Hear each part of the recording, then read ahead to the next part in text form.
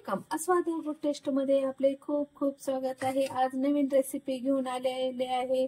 फाटलेल्या दुधापासून झटपट कलाकंद। अगदी सोप्या साध्या पद्धतीत दाणेदार आपल्याला कलाकंद बनवायचा आहे। तर चला मग रेसिपीला मस्त अशी सुरुवात करूया। सकाळच्या गडबडीत माझ्याकडून दुधाचा एक मोठाच प्रॉब्लेम झालेला आहे। माझ्याकडून दूध नसलेला आहे, पाहू शकता।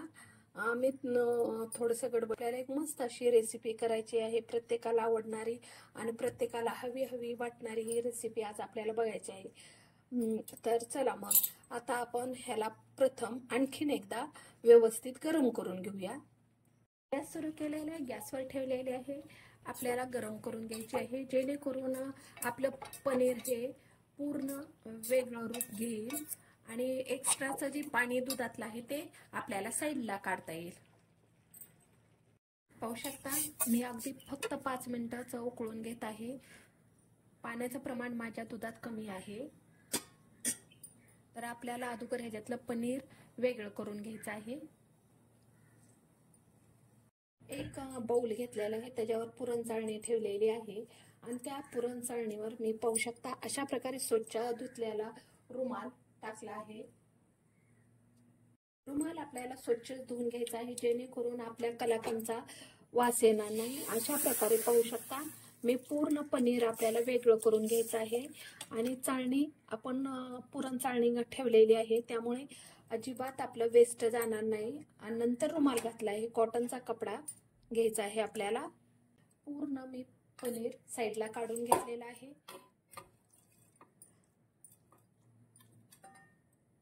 पाहू शकता किती पांढरं शुभ्र आणि मस्त आपलं पनीर तयार झालेलं आहे। आता आपल्याला हे अशा प्रकारे पिळून घ्यायचं आहे। अशा प्रकारे रुमाल करून ह्याच्यातलं पूर्ण पाणी आपल्याला काढून घ्यायचं आहे। थोडंसं गरम आहे, त्या कंडिशन मध्ये मी 5 मिनिटं ठेवते, जेणेकरून ह्या पनीर मधलं एक्स्ट्राचं पाणी निघून जाईल। ते 7 मिनिटं झाले आहेत, पाहू शकता पनीर असं अगदी खुल्लं झालेलं आहे। तर आपल्याला हे पनीर जर 1 वाटी असेल तर अर्धा वाटी आपल्याला दूध घ्यायचं आहे। पाहू शकता आपण मेजरमेंट एकदम आपल्याला ॲक्युरेट करायचं आहे, त्यामुळे मी वाटी घेतलेली आहे आणि पनीर आपल्याला या वाटीत भरून मेजरमेंट करायचं आहे। पाहू शकता अशा प्रकारे 1 वाटी, छोटीशी आहे माझी, छोटी 1 वाटी पनीर कढईत ओतते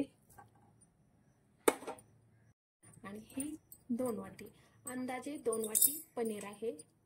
पाहू शकता 2 वाटीसाठी आपल्याला 1 वाटी दूध घ्यायचं आहे। हे मेजरमेंट आपल्याला ॲक्युरेट करायचं, जेणेकरून मस्त अशी कलाकंदला टेस्ट येते। 1 वाटी ऑलरेडी आपण टाकलेला आहे, ही दुसरी वाटी आपण पनीर घातलेलं आहे। आता ह्या वाटीनच मी 1 वाटी दूध घेते। पाहू शकता अशा प्रकारे 1 वाटी मी दूध घातलं आहे। परफेक्ट असं आपल्याला हलवून घ्यायचं आहे, मस्त एकरूप करून घ्यायचं आहे। सतत आपल्याला अशा प्रकारे हलवून घ्यायचं आहे, जेणेकरून पूर्ण एकरूप आपलं सारण होईल, पनीर प्लस दूध एकत्र होईल। आता आपल्याला पनीर आणि दूध एकत्र होण्यासाठी ही प्रोसेस केली आहे। तसंच आपल्याला दाणेदार कलाकंद दिसण्यासाठी आपल्याला त्यामध्ये तूप घालायचं आहे। जर तुमच्याकडं दूध आहे आणि तुम्हाला कलाकंद करायचं आहे, तर दूध फाटण्यासाठी तुम्हाला लिंबू पिळावा लागेल, तसेच विनेगरचा यूज करावा लागेल।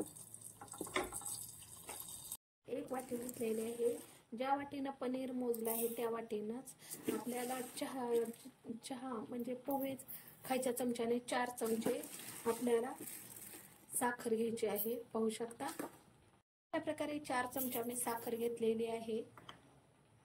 अशा प्रकारे 4 ते 5 चमचे मी साखर घेतली आहे। तसंच विलायची 2 बोंड मी सोलून घेतले आहे, ती बारीक पेस्ट करून घेते। पाहू शकता अशा प्रकारे बारीक पेस्ट केलेली आहे, पहा। तर आता आपल्याला ही साखर ह्याच्यात घालून घ्यायची आहे।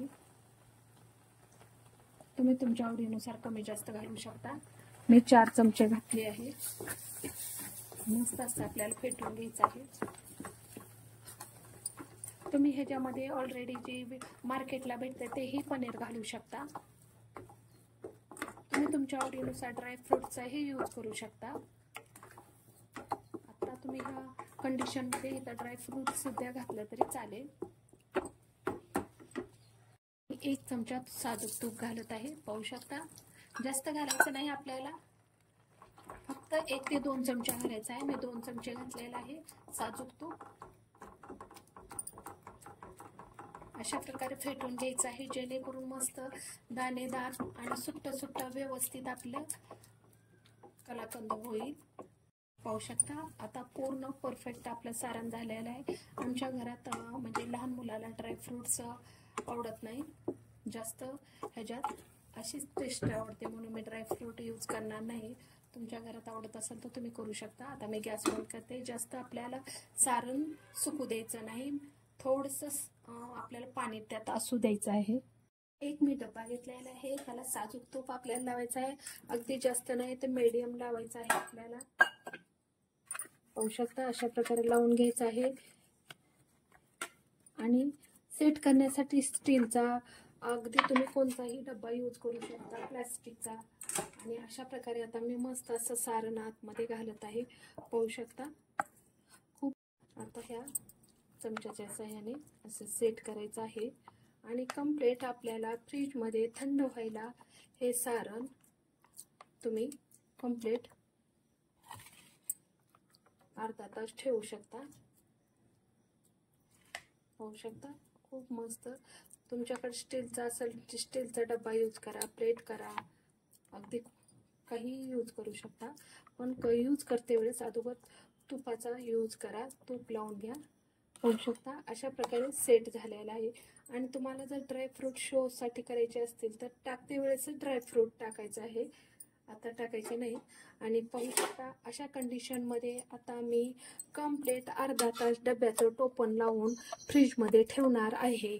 आणि अर्ध्या तासाने आता आपण ही रेसिपी पाहूया.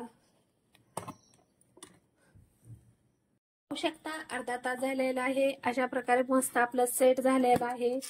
पहा किती मस्त सेट झालेलं आहे फ्रीजरमध्ये.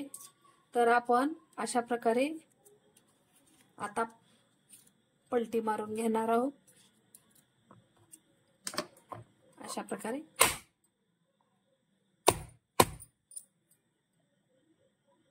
पाहू शकता, खूप मस्त सेट झालेला आहे. पहा, आता आपण सुरीच्या सहाय्याने कट करूया. पहा, अप्रतिम दाणेदार आपला कलाकंद झालेला आहे. मैत्रिणीनं खूपच मस्त झालेला आहे. पाहू शकता, तुम्ही लहान मोठे अगदी कसेही वड्या करू शकता. तुम्ही पहा, एकदम मस्त अशा वड्या झाल्या आहेत. पाहू शकता, आता मी ह्याच्यावर थोडेसे ड्रायफ्रूट ठेवत आहे. मला जे आवडते ते ड्रायफ्रूट तुम्ही ठेवू शकता. खूप मस्त झालेले आहेत, खूप दाणेदार झालेले आहेत, अप्रतिम असे झाले आहेत. जसे दिसतात तसेच टेस्टलाही भारी झाले आहेत. पाहू शकता किती मस्त दाणेदार झालेले आहे. पहा किती परफेक्ट झालेले आहे. कलाकंद आपला खूपच मस्त झालेला आहे. मैत्रिणींनो, ही प्लीज तुम्हाला कशी रेसिपी वाटली ते कमेंट बॉक्स मध्ये लिहून पाठवा. खूप मस्त झालेले आहे, खूप अमेझिंग. पाहू शकता कसं मस्त दाणेदार कलाकंद आपला तयार झालेला आहे. अप्रतिम असा टेस्टला आहे. प्लीज एकदा नक्की ट्राय करा. अशाच नवीन व्हिडिओ सोबत पुन्हा भेटूया. बाय.